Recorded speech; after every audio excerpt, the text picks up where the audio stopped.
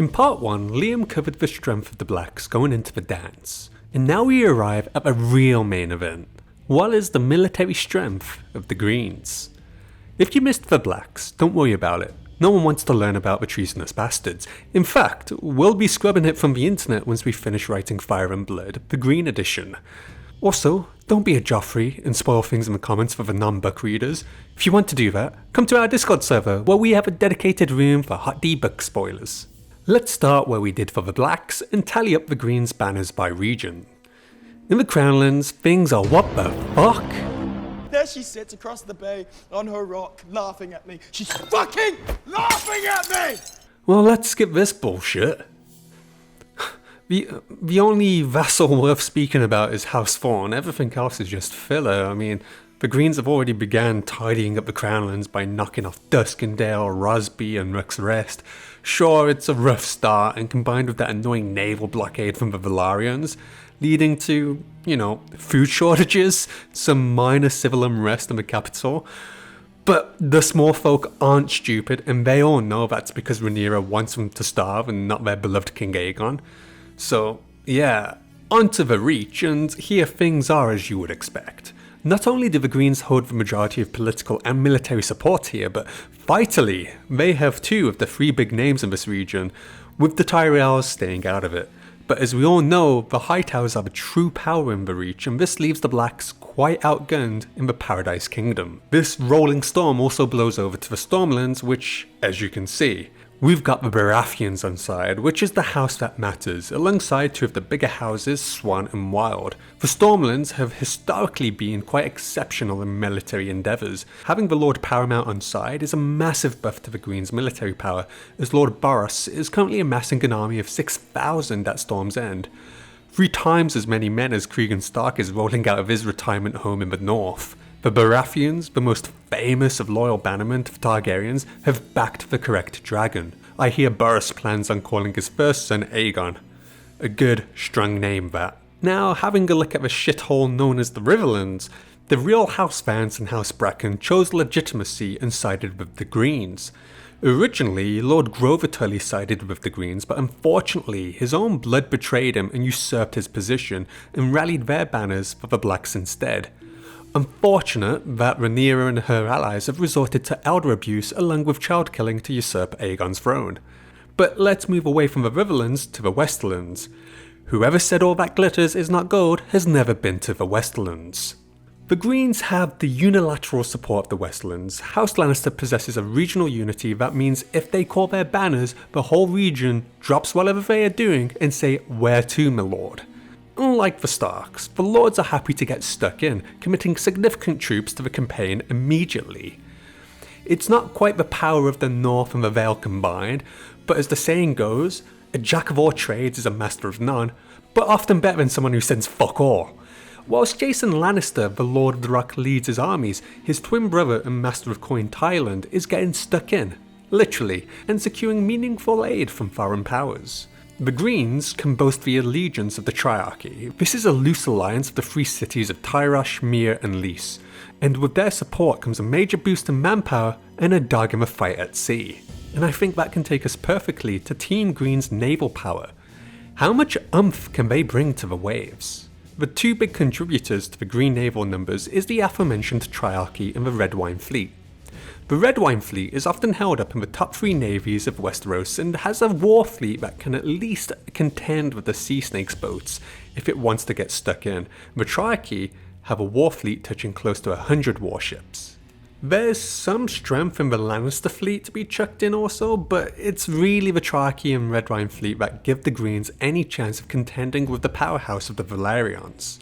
As mentioned in part 1, the Ironborn have yet to raise their sails for a side. Having the Iron Fleet would be a game changer for either side, as it would free up resources the Reach and Westlands are currently using to shield themselves and enable the Greens' naval power to assault Rhaenyra's allies in the west coasts of the Riverlands and the north.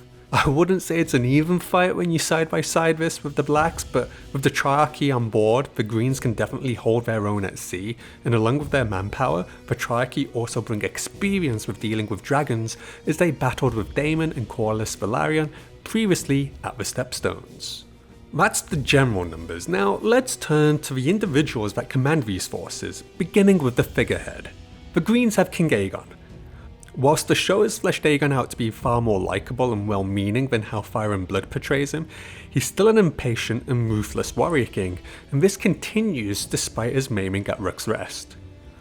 Unlike Rhaenyra, Aegon shows up to inspire his troops on the battlefield, and although he wasn't groomed for rulership, he does show a kindness to the small folk, and they love him for it. There's no reason to be nervous. What's your name? Gerard, Your Grace. Good morrow, Gerard. Rhaenyra's spies continue to spread lies about the division within the small council, but I can assure you those lies are bollocks, and Lord Otto Hightower was given leave to seek more allies, while Sir Criston Cole handles military matters. Speaking of which, onto the noteworthy commanders, and this is where Team Green really starts to excel. On the surface, the Greens are more traditionalist, but in the back rooms they are more politically flexible. The Greens have a better hold over the bureaucratic elements of ruling and understand the grubby ebbing and flowing of reality of it all. With strong tactical politicians like Larys Strong, Tywin Lannister, and Alicent and Otto Hightower, this allows the Greens to downplay their own issues or garner sympathy whilst magnifying and weaponizing anything damning Team Black. Those who declared for Rhaenyra, will they still support her when they hear of her depravity? Jaehaerys will do more for us now than 1,000 knights in battle. Pretty cool if you ask me. Now, let's move on from the hands and their quills and look at Aegon's steel fist and his other noteworthy military commanders. The Greens have got Jason Lannister, Boris Baratheon, Aemond Hightower, Prince Daeron Targaryen, Admiral Lohar, Sir Criston Cole, and Prince Regent Aemon Targaryen.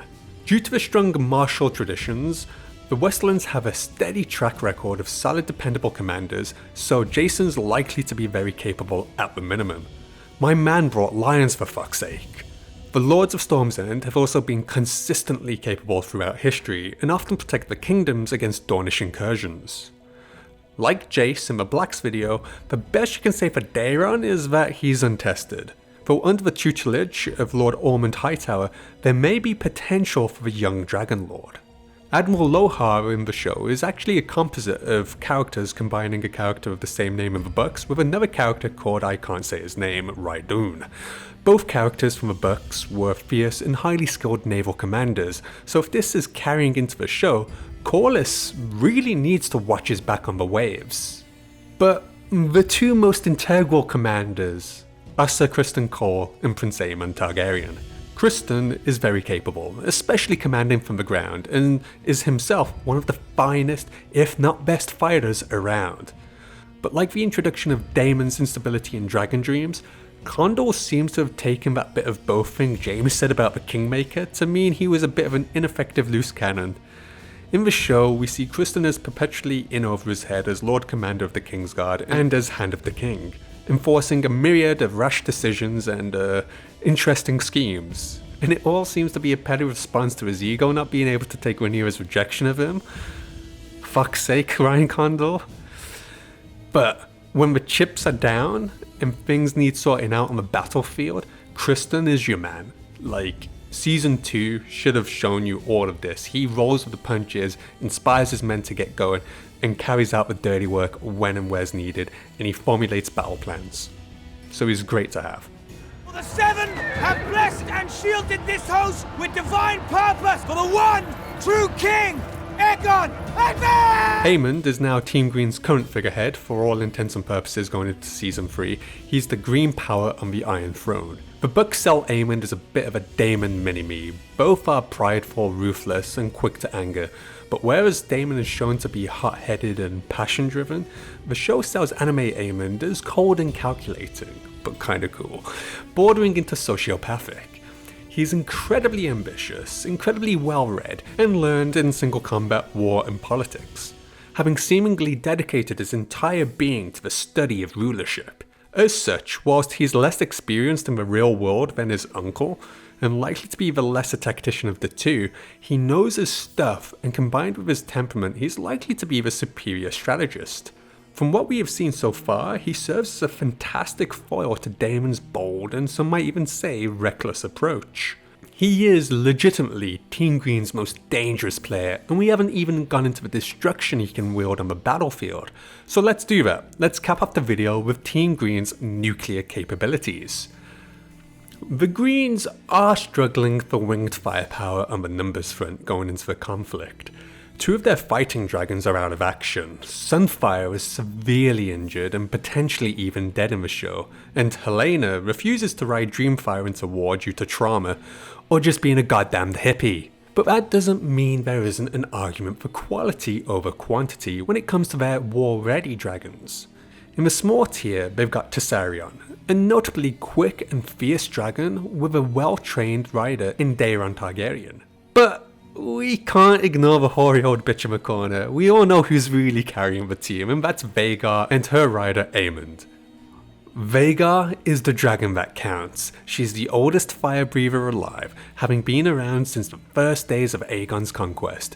As such, she is the biggest, with the most powerful dragonfire and the most seasoned when it comes to war.